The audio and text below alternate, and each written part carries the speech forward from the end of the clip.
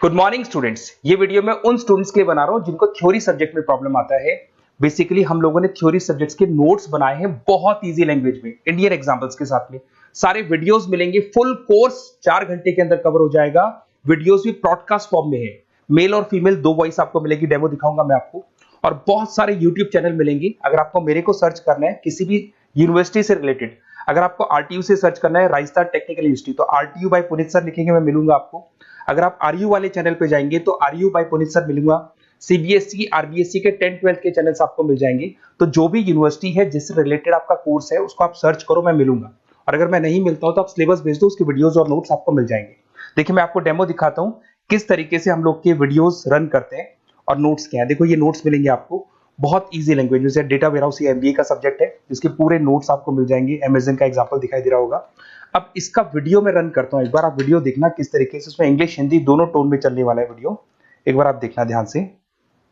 लेकिन इतने सारे डेटा को इस्तेमाल ना कर, आजकल हर तरफ डेटा डेटा डेटा, लेकिन इतने सारे डेटा को इस्तेमाल लायक कैसे बनाया जाए, इसी का एक बड़ा जवाब है डेटा वेयरहाउसिंग। हमारे पास जो जानकारी है वो इसका एक सरल सा परिचय देती है। तो चलिए आज इसी पर थोड़ी गहरी छानबीन करते हैं, देखते हैं इसमें क्या खास है। तो सबसे पहले एकदम बेसिक सवाल, ये डेटा वेयरहाउसिंग आखिर है क्या भला? जैसा कि इस परिचय में लिखा है, ये अलग अलग जगहों से बहुत सारे डेटा को एक जगह लाने, सहेजने और फिर उसे संभालने का एक तरीका है ना? हाँ, बिल्कुल सही कहा। इसे समझने के लिए ना, देखिए इस तरीके से आप लोग को पूरे की पूरे वीडियोस मिलेंगे और ये नोट्स को आपको क्या करना है, डिस्क्रिप्शन में आपको डाउनलोड करना है। यूनिट 1 मिल जाएगी आपको, वहां से आपको डाउनलोड करनी है। एक लैपटॉप में आप वीडियो चला लो, एक लैपटॉप के अंदर पीडीएफ चला लो, फोन के अंदर चला लो और आराम से पूरे नोट्स के साथ में सिस्टमेटिक वे से पूरा 100% कंप्लीट होगा। अगर आपको पूरा सिलेबस चाहिए वो भी आपको अवेलेबल हो जाएगा, बहुत नॉमिनल 0 प्राइस पे हम लोग दे देंगे। फर्स्ट यूनिट आप डेमो के लिए कंप्लीट करो, सेकेंड यूनिट से लेके पूरा का पूरा सिलेबस आपको मिलेगा, बहुत नॉमिनल 0 प्राइस पे मिलेगा। और एग्जाम टाइम पे 4 घंटे में सिलेबस हो जाएगा आप लोग का। Okay, best of luck. मेरा नंबर आपके पास है, आप यहां से कॉल करके जो भी आपको वीडियोस चाहिए, नोट्स चाहिए, वो अवेलेबल हो जाएंगे, इलेक्ट्रॉनिक फॉर्म में अवेलेबल हो जाएंगे। साथ के साथ अगर किसी सब्जेक्ट के वीडियोस नहीं बने हुए, किसी यूनिवर्सिटी के वीडियोस नहीं है, तो आप मेरे को व्हाट्सएप कर दो, वो यूनिवर्सिटी का सब्जेक्ट और वीडियो सब कुछ बन जाएगा आप लोग का। Okay, best of luck. कभी ध्यान दिया है कैसे कुछ कंपनियों के विज्ञापन एकदम सही लगते हैं, जैसे हमारे लिए बने हों? हाँ हाँ, और कुछ तो बिल्कुल मतलब सिर के ऊपर से निकल जाते हैं। बिल्कुल, लगता है कि कोई हमें समझता है और कोई, खैर इसका लेना देना लक्षितीकरण या टारगेटिंग से है। सही कहा। तो आज हम इसी पर बात करेंगे कि ये कंपनियां अपने सही ग्राहक कैसे चुनती हैं। हाँ, और हमारी ये बातचीत आधारित है एक डॉक्यूमेंट पर जिसका शीर्षक है लक्षितीकरण और रणनीतियां। अच्छा, तो आज हम समझेंगे कि ये टारगेटिंग आखिर है क्या, जरूरी क्यों है और कंपनियां इसे करती कैसे हैं। ठीक है, कुछ रणनीतियां भी देखेंगे शायद उदाहरणों के साथ। हाँ हाँ बिल्कुल, उदाहरणों से बात ज्यादा आसानी से समझ आती है। चलिए फिर शुरू करते हैं। सबसे पहले ये लक्षितीकरण है क्या आखिर, एकदम सरल शब्दों में। देखिए, बाजार तो बहुत बड़ा है ना?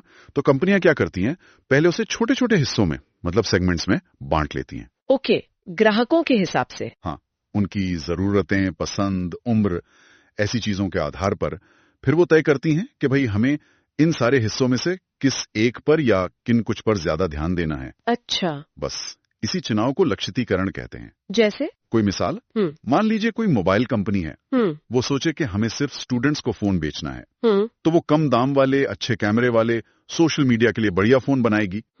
ये ज्यादा कारगर है बजाय इसके कि वो सबको एक ही तरह का फोन बेचने की कोशिश करे। समझ गई, मतलब अपने एफर्ट्स को सही जगह लगाना।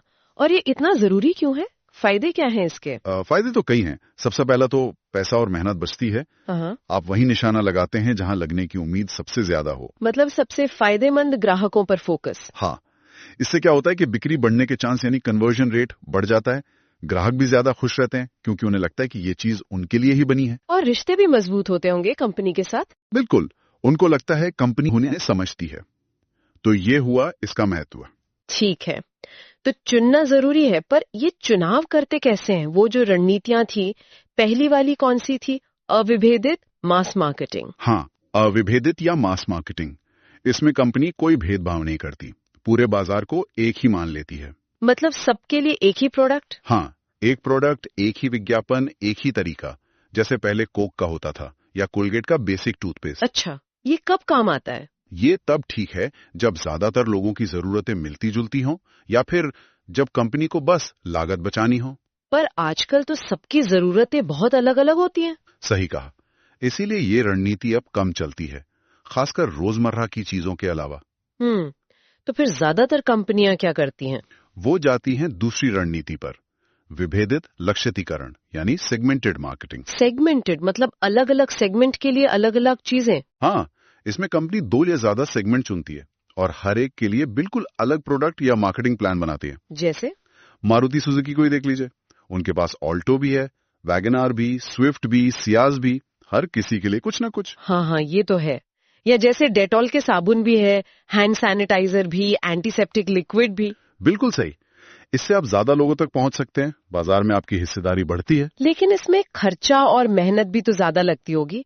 हर सेगमेंट के लिए अलग प्रोडक्ट बनाओ, अलग विज्ञापन करो। हाँ, वो तो है, महंगा पड़ता है और रिसर्च भी ज्यादा करनी पड़ती है। अच्छा, और अगर कोई कंपनी और भी ज्यादा फोकस करना चाहे, मतलब बस एक ही छोटे से ग्रुप पर? हाँ, तो उसके लिए आए तीसरी रणनीति, संकेंद्रित लक्ष्यीकरण।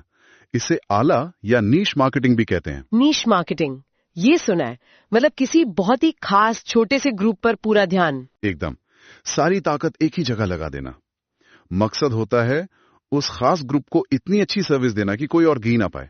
जैसे रोलेक्स घड़ियां, वो सिर्फ लग्जरी सेगमेंट के लिए है। बिल्कुल, या जैसे मामा अर्थ ने शुरू किया था तो वो सिर्फ टॉक्सिन फ्री बेबी प्रोडक्ट्स पर फोकस कर रहे थे। हाँ, इसमें फायदा यह है कि उस ग्रुप में आपकी पहचान बहुत पक्की हो जाती है, लोग वफादार बन जाते हैं, मुनाफा भी शायद ज्यादा होता है। अक्सर हाँ, पर रिस्क भी है। अगर उस निश मार्केट में कुछ गड़बड़ हुई तो आपकी नैया डूब सकती है। हाँ, ये छोटे बिजनेस या स्टार्टअप्स के लिए काफी अच्छा हो सकता है, जो किसी एक कैटेगरी में किंग बनना चाहते हैं। सही है। अच्छा, और इससे भी ज्यादा बारीक कोई तरीका है? हाँ, एक और है, चौथी रणनीति, सूक्ष्म विपणन या माइक्रो मार्केटिंग। माइक्रो, ये तो मतलब बिल्कुल इंडिविजुअल लेवल पर? हाँ, काफी हद तक। इसमें या तो बहुत छोटे ज्योग्राफिकल एरिया, जैसे कोई खास शहर या मोहल्ला, या फिर बिल्कुल एक एक ग्राहक को ध्यान में रखकर प्रोडक्ट या मैसेज तैयार किए जाते हैं। अरे वाह, जैसे अमेज़न आपको आपकी पसंद के हिसाब से चीजें दिखाता है। हाँ, या डोमिनोज आपको लोकल ऑफर्स के एसएमएस भेजता है, या मेक माई ट्रिप पर्सनलाइज्ड हॉलिडे पैकेज देता है। ये सब माइक्रो मार्केटिंग है। ये तो कमाल है। आजकल एआई और डेटा की वजह से ये ज्यादा आसान हो गया होगा। हाँ, बिल्कुल, टेक्नोलॉजी ने इसे मुमकिन बनाया है। ग्राहक को बहुत स्पेशल फील होता है, वफादारी बहुत बढ़ जाती है। पर इसमें तो लागत और कॉम्प्लेक्सिटी बहुत ज्यादा होगी। डेटा चाहिए, टेक्नोलॉजी चाहिए। हाँ, ये सबसे महंगा और जटिल तरीका है। उन्नत तकनीक और डेटा एनालिसिस के बिना ये मुश्किल है। वैसे हमारे स्रोत में एक टेबल भी है जो इन चारों की तुलना करती है। अच्छा, वो देखने लायक होगी। हाँ, खासकर ये समझने के लिए कि कौन सी रणनीति कितने बड़े बाजार को कवर करती है, पूरा, कई हिस्से, एक हिस्सा या एक व्यक्ति। बहुत बढ़िया। तो कुल मिला के लबोलुबाब ये है कि टारगेटिंग का मतलब ये नहीं कि आप चिल्ला चिल्ला कर सबको अपनी बात सुनाएं। नहीं, बिल्कुल नहीं। बल्कि ये कि आप सही लोगों को चुने और सिर्फ उनसे बात करें। एकदम सही। स्मार्ट मार्केटिंग यही है। सही रणनीति चुनने से आप असरदार होते हैं, ग्राहक खुश रहते हैं, आप कंपटीशन में आगे निकलते हैं और सही दिशा में बढ़ते हैं। तो आज की चर्चा की बड़ी सीख यही है, स्मार्ट मार्केटिंग का मतलब हर किसी तक पहुंचना नहीं है, बल्कि सही व्यक्ति तक पहुंचना है। बिल्कुल। और जाते जाते एक सवाल श्रोताओं के लिए छोड़ देते हैं। हाँ, ये जो एआई इतना बढ़ रहा है और दूसरी तरफ डेटा प्राइवेसी की चिंताएं भी हैं, आपको क्या लगता है भविष्य में ये माइक्रो मार्केटिंग कैसे बदलेगी? क्या हम ये बहुत ज्यादा पर्सनलाइजेशन और लोगों की निजता के बीच कोई संतुलन बना पाएंगे? ये तो सोचने वाली बात है। बहुत दिलचस्प सवाल है।